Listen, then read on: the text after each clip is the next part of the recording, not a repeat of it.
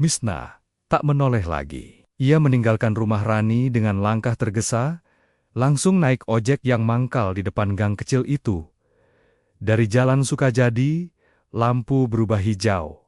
Mesin meraung, motor menancap gas. Membelah kemacetan kota yang tidak pernah bertanya siapa yang sedang melarikan diri dan siapa yang sedang mengejar.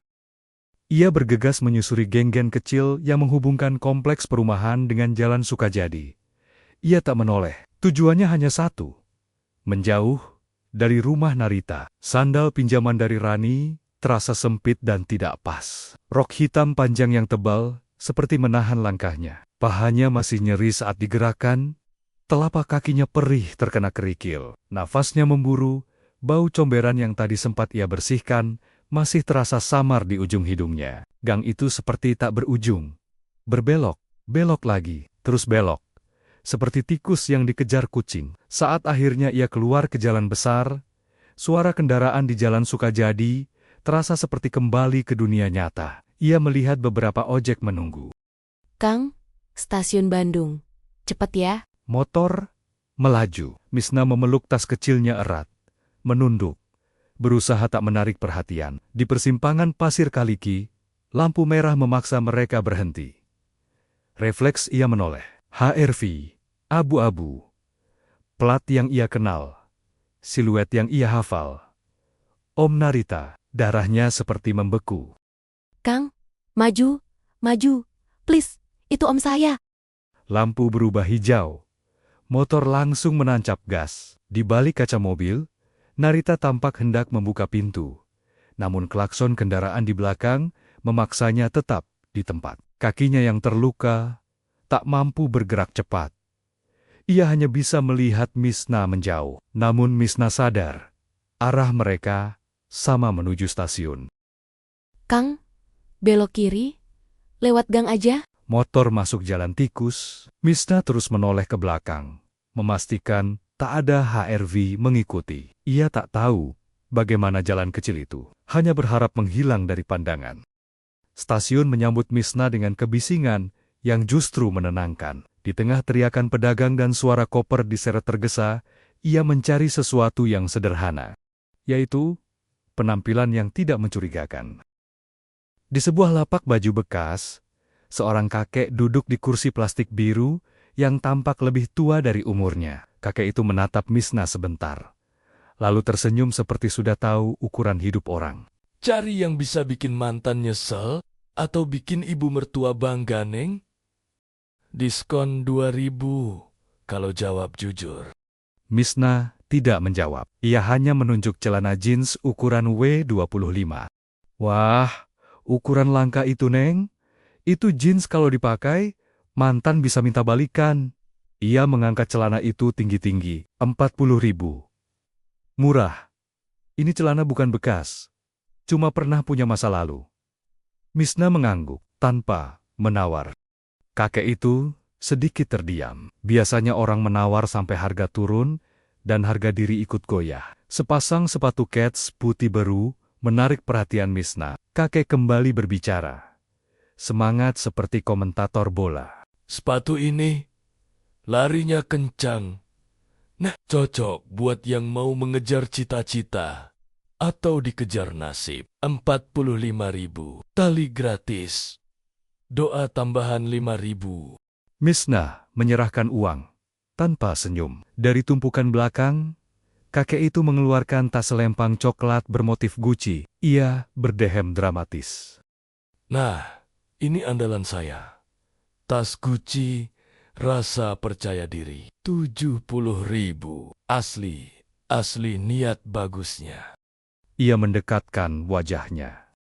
Kalau orang lihat sekilas, mereka sibuk hidup masing-masing. Percaya saja. Misna menatap tas itu sebentar. 70.000 untuk terlihat seperti gadis biasa. Ambil, Neng. Tas ini bukan soal merek. Ini soal jalan lurus ke depan. Orang pakai tas bagus biar terlihat punya tujuan. Misna mengangguk lagi. Kakek itu tersenyum puas. Alhamdulillah. Dagangan laku, rezeki jangan ditolak. Nasib jangan ditawar. Ia menghitung uang dengan cekatan. Semoga tasnya kuat ya, Neng. Kalau isinya berat, jangan salahkan tasnya. Kadang hidup memang kebanyakan isi. Misna hampir tersenyum. Hampir 70.000 untuk harga diri yang baru. Aku tahu tas ini palsu, tapi malam ini yang asli cuma rasa takutku. Ia mengenakan sepatu itu.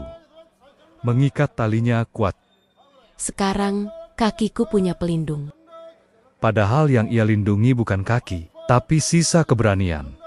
Ia melirik minimarket di dalam stasiun. Ia butuh lebih dari pakaian luar.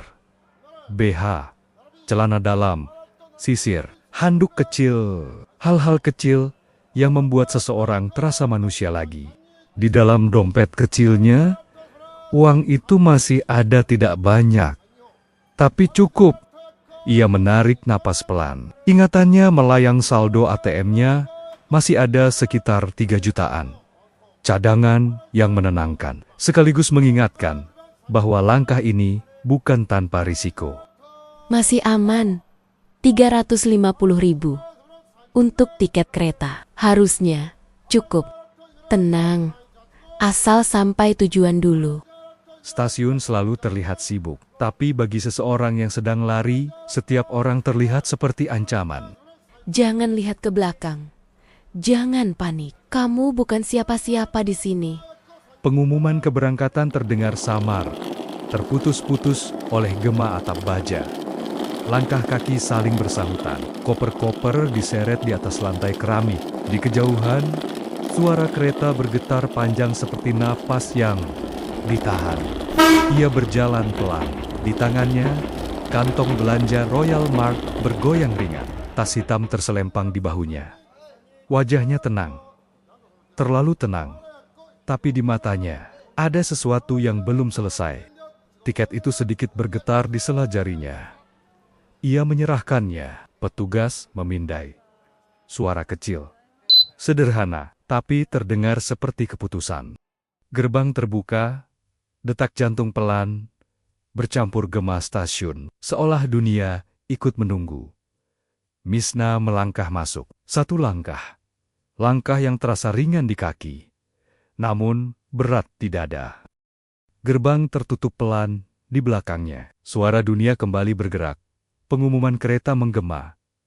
Langkah kaki bersahutan, bayangan orang-orang berkelebat. Tapi bagi Misna, semuanya terasa seperti suara yang jauh. Matanya menyapu peron, toilet stasiun di ujung lorong. Lampu putihnya dingin, sepi. Ia menarik napas panjang. Tas di pundaknya terasa lebih berat dari biasanya.